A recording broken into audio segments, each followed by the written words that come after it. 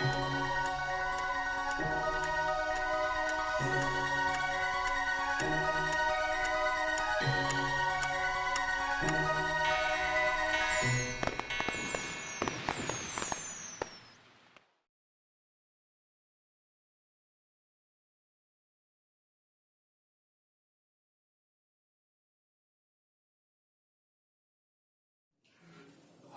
Dear student, पिछली बार हमने principle of superposition of forces के बारे में स्टडी की है।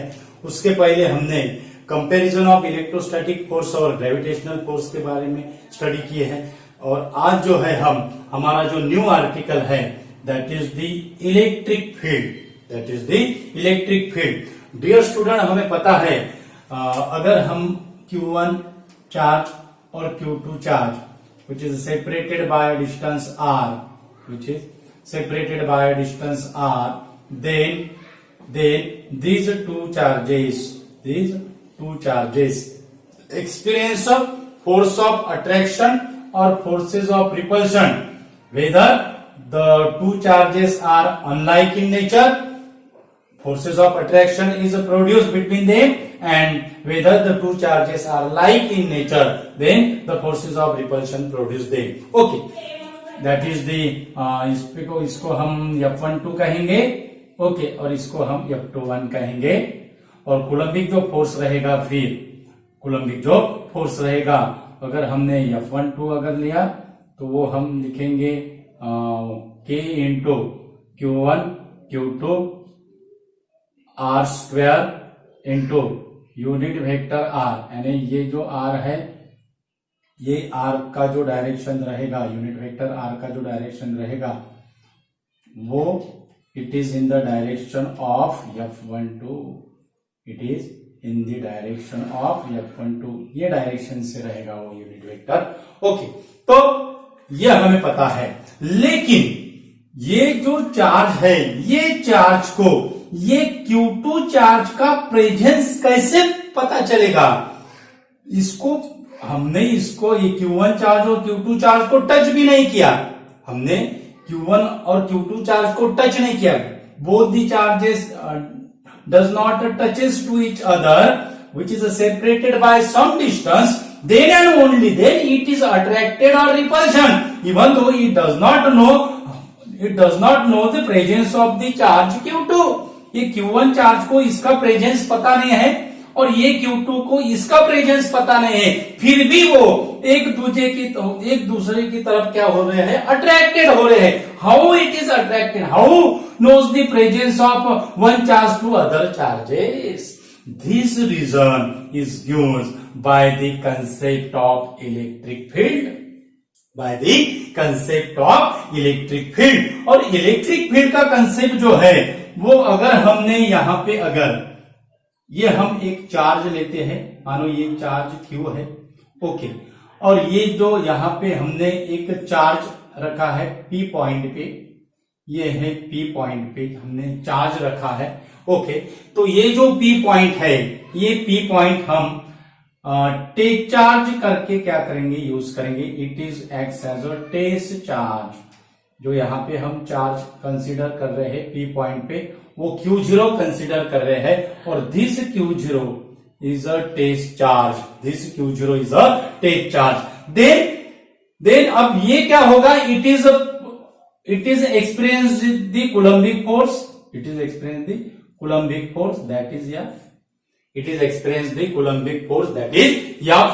ओके, तो ये जो टेस्ट चार्ज है, ये टेस्ट चार्ज कूलम्बिक फोर्स क्या कर रहा है? एक्सपीरियंस कर रहा है। कूलम्बिक फोर्स क्या कर रहा है? एक्सपीरियंस कर रहा है। तो इलेक्ट्रिक फील्ड का कंसेप्ट क्या है? अगर हम वन चार्ज को, इसे हम सोर्स चार्ज कहते हैं, इसे हम सोर्स चार्ज कहते हैं। This is the source charge. When the source charge place at the rest position, when the source charge placed at the rest position, then this source charge produces the electric field surrounding them. This source charge produces the electric field surrounding them. ये जो source charge है, ये source charge electric field क्या कर रहा है, produce कर रहा है। ये जो है ये क्या कर रहा है, इलेक्ट्रिक फील्ड क्या कर रहा है, प्रोड्यूस कर रहा है। This source charge produces the electric field surrounding them. अगर अब ये सोर्स चार्ज ने इलेक्ट्रिक फील्ड प्रोड्यूस किया या नहीं किया, वो अगर हमें जानना है तो वो हम किससे टेस्ट करते हैं, that is the test charge से। किससे टेस्ट करते हैं, that is the test charge से। ओके, तो अगर हम ये स्पेस में जो सराउंडिंग स्पेस जो है वो स्पेस में हम अगर टेस्ट चार्ज लाते हैं और वो टेस्ट चार्ज ने कूलम्बिक फोर्स क्या किया, एक्सपीरियंस किया, तो हम क्या कहेंगे, this source charge produces the electric field. This source charge produces the electric field. ये जो कंसेप्ट है, ये कंसेप्ट सिमिलर हमारा डेली लाइफ का जो एग्जांपल है, मानो ये रूम है, ओके, और ये रूम का हमें टेम्परेचर मेजर करना है तो हम क्या करेंगे, किससे टेस्ट करेंगे, टेम्परेचर का टेस्टिंग किससे करेंगे, हम टेम्परेचर का टेस्टिंग किससे करेंगे, थर्मामीटर से टेस्टिंग करेंगे। हम ऐसे हम ईयर में देखेंगे क्या कितना टेम्परेचर है, वो हमें पता चलेगा क्या, नहीं। उसके लिए हमें क्या करना पड़ेगा, थर्मामीटर से क्या करना पड़ेगा, टेस्टिंग करना पड़ेगा। ओके, तो टेम्परेचर कितना है, रूम टेम्परेचर कितना है, वो हम क्या करेंगे, पता करेंगे। यानी एंटायर स्पेस का, ये जो रूम है, ये एंटायर स्पेस का कौन से भी कॉर्नर में हम गए तो हमें टेम्परेचर थर्मामीटर क्या दिखाएगा, सेम रीडिंग दिखाएगा। हमें क्या दिखाएगा, सेम रीडिंग दिखाएगा। एंटायर रूम में कौन से भी कॉर्नर में गए तो हमें क्या दिखाएगा, सेम रीडिंग दिखाएगा। कौन, थर्मामीटर। तो because the temperature is a scalar quantity, so temperature जो है, ये जो मेजरिंग जो है, यानी ये रूम ने जो सराउंडिंग जो स्पेस जो की है, उसको हम स्केलर फील्ड कहेंगे, क्योंकि हम स्केलर क्वांटिटी का मेजरमेंट कर रहे हैं। लेकिन ये जो सोर्स चार्ज जो है, ये source charge it is produces the surrounding space in an electric field. It produces the electric field in a surrounding space. और वो फील्ड को टेस्ट करने के लिए हम क्या करते हैं, टेस्ट चार्ज क्या करते हैं, यूज करते हैं। यानी इलेक्ट्रिक फील्ड क्या होगा फिर, ये क्या है, चार्ज है, ये सोर्स चार्ज है, ये क्या है, सोर्स चार्ज है, और यहां पे हमने ये रखा है Q0, ओके, ये रखा है Q0 P पॉइंट पे। तो इस पे क्या होगा, पहले जैसा फोर्स एक्सर्ट किया था, अब क्या होगा, इलेक्ट्रिक फील्ड क्या करेगा, एक्सर्ट करेगा। और आप जो दो डायग्राम में जो दिख रहे हैं, दो डायग्राम में आपको क्या सेम सिमिलरिटी नजर आ रही है, कि जो डायरेक्शन फोर्स की थी वही सेम डायरेक्शन क्या होगी, इलेक्ट्रिक फील्ड की होगी। क्या होगी, इलेक्ट्रिक फील्ड की होगी। तो हम इलेक्ट्रिक फील्ड की डेफिनेशन क्या करेंगे, इलेक्ट्रिक फील्ड यानी कौन से चार्ज पे फोर्स एक्सर्ट करता है, that is the test charge. यानी इलेक्ट्रिक फील्ड की डेफिनेशन क्या होगी, इलेक्ट्रिक फील्ड की डेफिनेशन क्या होगी, इलेक्ट्रिक फील्ड की definition that is the force, it is nothing but the force experience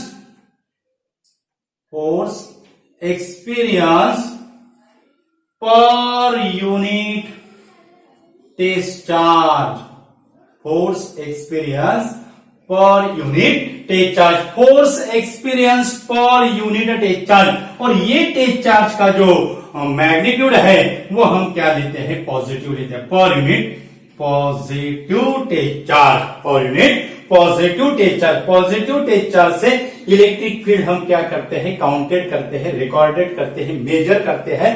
तो इसकी जो डेफिनेशन होगी फिर इलेक्ट्रिक फील्ड की, electric field is a vector field that is the force experience per unit positive test charge, force experience per unit positive test charge. E equal to F upon Q0, E equal to F upon Q0। Okay, तो ये जो इसका जो presence है, ये charge को, ये test charge को, ये टेस्ट चार्ज को, ये सोर्स चार्ज का प्रेजेंस किससे पता चला है, due to the electric field, this electric field affected the presence of the other charge, this electric field affected the presence of the other charge. और ये टेस्ट चार्ज से हमने टेस्ट चार्ज, ये सराउंडिंग स्पेस में जो है हमने test charge place किया है, तो ये टेस्ट चार्ज का इफेक्ट इसने जो इलेक्ट्रिक फील्ड जो प्रोड्यूस किया है उस पे होगा या नहीं होगा।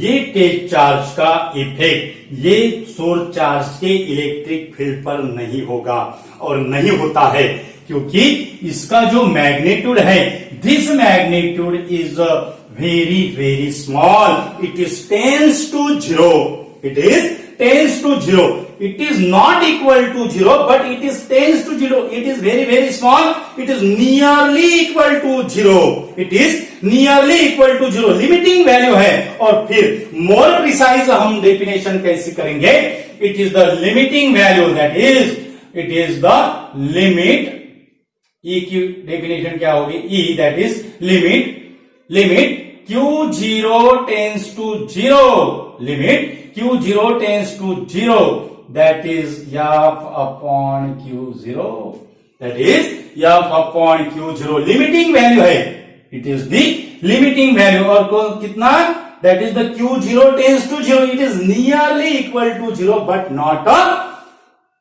0। अगर Q0 की वैल्यू अगर 0 अगर लेते हैं हम, तो ये जो है हमें क्या मिलेगा, 1/0, दैट इज द इनफाइनाइट। हमें इलेक्ट्रिक फील्ड की फाइनाइट वैल्यू चाहिए, हमें टेस्ट चार्ज का मैग्नीट्यूड तो हमें स्मॉल स्मॉल करना है, लेकिन कितना small, it is not equal to 0 but it is nearly equal to 0। इसलिए हम क्या करते हैं, लिमिट फंक्शन क्या करते हैं, यूज करते हैं। अगर Q0 की वैल्यू अगर 0 अगर रहती थी तो हम ऐसे डायरेक्ट लिखते थे Q0 इक्वल टू 0, हम लिमिट नहीं देते थे। लिमिट फंक्शन हम किस लिए यूज करते हैं, it is nearly equal to 0, it is tends to 0, so E equal to f upon Q0, E equal to f upon Q0। Okay, और ये जो फिर सोर्स चार्ज जो है, इसका जो प्रेजेंस है, this presence of the test charge does not disturb the electric field produce by the source charge. Test charge से इलेक्ट्रिक फील्ड जो प्रोड्यूस किया है सोर्स चार्ज से, वो डिस्टर्ब नहीं होगा, क्योंकि उसका जो मैग्नीट्यूड है वेरी वेरी स्मॉल। अगर इसका अगर मैग्नीट्यूड हम यूनिट से अगर ज्यादा अगर लेते थे, ओके, तो ये क्या करता था, खुद का अपना एक इलेक्ट्रिक फील्ड क्या करता था, प्रोड्यूस करता था, और फिर उससे ये इलेक्ट्रिक फील्ड पे क्या होता था, इफेक्ट होता था। इसलिए हम वो टेस्ट चार्ज का जो मैग्नीट्यूड है वो क्या करते हैं, यूनिट लेते हैं। तो force experience per unit positive test charge that is equal to electric field. और फोर्स ये वेक्टर फील्ड है, वेक्टर है, तो इलेक्ट्रिक फील्ड भी क्या है, वेक्टर है। इलेक्ट्रिक फील्ड भी क्या है, वेक्टर है। अगर हमने स्फीयर अगर लिया, अगर हमने क्या लिया डियर स्टूडेंट, ये हमने क्या लिया, स्फीयर अगर लिया, और ये स्फीयर पे सेंटर में अगर हमने चार्ज क्या किया, कॉन्सेंट्रेटेड किया, मानो ये हम पॉजिटिव चार्ज लेते हैं, मानो हम क्या करेंगे, पॉजिटिव चार्ज लेंगे, और ये स्फीयर ने इलेक्ट्रिक फील्ड प्रोड्यूस, ये चार्ज ने इलेक्ट्रिक फील्ड प्रोड्यूस किया या नहीं किया, तो वो हम कैसे टेस्ट करेंगे, इसमें ये पॉइंट पे, ये स्पेस पे, कौन से ही पॉइंट पे, एक ही जगह पे नहीं, यहां पे भी अगर हमने टेस्ट चार्ज लगा, यहां पे भी टेस्ट चार्ज रखा, यहां पे भी टेस्ट चार्ज लगा, यहां पे भी टेस्ट चार्ज लगा, it gives the same value of the electric field. यानी जो डिस्ट्रीब्यूशन जो रहता है वेक्टर का, जो डिस्ट्रीब्यूशन जो रहेगा वेक्टर का, वो क्या रहेगा रे, it is the uniformly distributed, it is the uniformly distributed. वो क्या रहेगा, यूनिफॉर्मली क्या रहेगा, डिस्ट्रीब्यूटेड रहेगा। और मानो ये पॉइंट पे अगर हमने क्या करना है, फील्ड क्या करना है, चेक अगर करना है, टेस्ट अगर करना है, तो यहां पे हम क्या रखेंगे, that is the test charge Q0 which is separated by a distance small r, which is separated by a distance small r। तो वो जो इलेक्ट्रिक फील्ड होगा, वो इलेक्ट्रिक फील्ड कितना होगा फिर, that is the Q upon 4 pi epsilon 0 r square into unit vector r, E equal to Q upon 4 pi epsilon 0 R square into unit vector R. It is the vector field. It is the vector field. Okay, तो यब की value क्या होगी? यब की value क्या होगी? ये फॉर्मूले से यब की वैल्यू क्या होगी? That is F. General formula हम लिखते हैं E equal to F upon Q. ये होगा general formula. So F equal to Q into E. F equal to Q into E. F equal to Q into E. यानी जो take charge जो है वो फोर्स की वैल्यू कब होगी? जब हम टेक चार्ज की वैल्यू क्या लेंगे? यूनिट लेंगे. 1 अगर लिया तो हमें मिलेगा that is F of R. That is equal to E of R. F of R that is equal to E of R. Means the electric field is nothing but the force experience per unit positive टेक charge. यानी Q की value अगर 1 अगर लिया तो फिर हमें क्या मिलता है? फोर्स की वैल्यू मिलती है. यानी electric field is nothing but the force which is acting on the टेक चार्ज. लेकिन कितना magnitude? That is the 1 unit. That is the 1 unit. Okay, तो इसका जो यूनिट होगा एसआई यूनिट. अगर हो एसआई यूनिट हमें फॉर्मूले से पता चलेगा. एसआई यूनिट क्या होगा? फोर्स का एसआई यूनिट है न्यूटन. ओके, और चार्ज का एसआई यूनिट है कूलम. यानी एसआई यूनिट क्या होगा? Newton per coulomb. इसको हम ऐसे भी लिखते हैं और Newton coulomb inverse. Newton coulomb inverse. Okay, तो ये जो यूनिट है ये यूनिट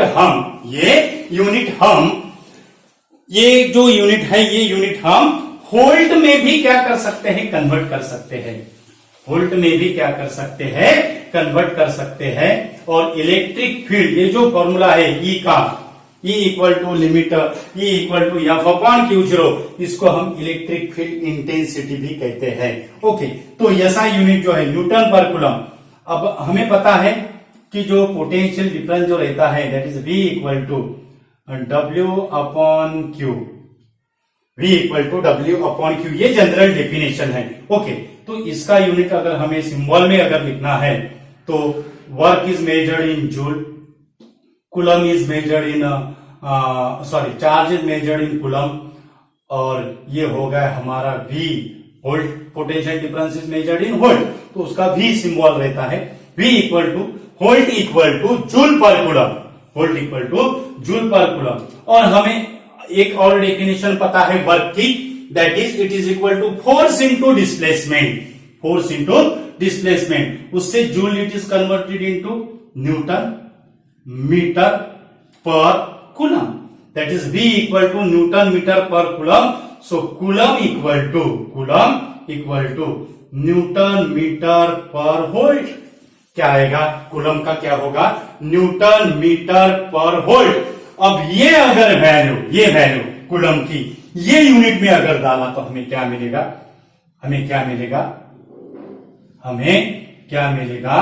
हम देखते हैं न्यूटन पर कूलम. यानी इनका अगर हमें डिवाइडेशन का अगर मल्टीप्लीकेशन अगर करना है तो क्या होगा? रेसिप्रोकल लेना पड़ेगा. V upon newton metre. V upon newton metre. V यानी वोल्ट, न्यूटन मीटर. न्यूटन क्या होगा? कैंसल हुआ. तो newton per coulomb is equivalent to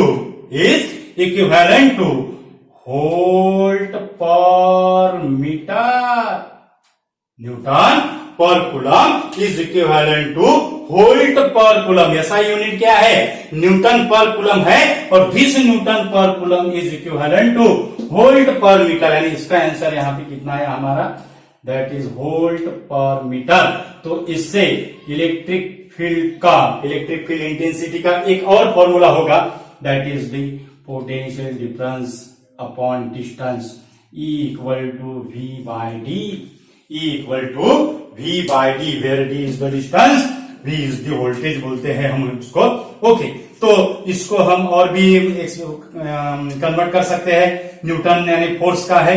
force यानी mass into acceleration. That is kilogram metre, kilogram metre, और ये होगा second square, kilogram metre second square, और कूलम जो है वो कूलम होगा, कूलम यानी ये फॉर्मूला रहता है I equal to Q by T, so Q equal to I into T, current is measured in ampere, time is measured in second, ampere second, यानी कूलम का क्या लिखना पड़ेगा हमें, ampere, that is the coulomb, newton per coulomb, metre kilogram metre per second square, kilogram metre per second square, इसको हम ऐसे भी लिखते हैं kilogram metre per second square, that is the second inverse two, second inverse two, ये होगा Newton का, ये क्या होगा न्यूटन का, और कूलम का क्या होगा, कूलम का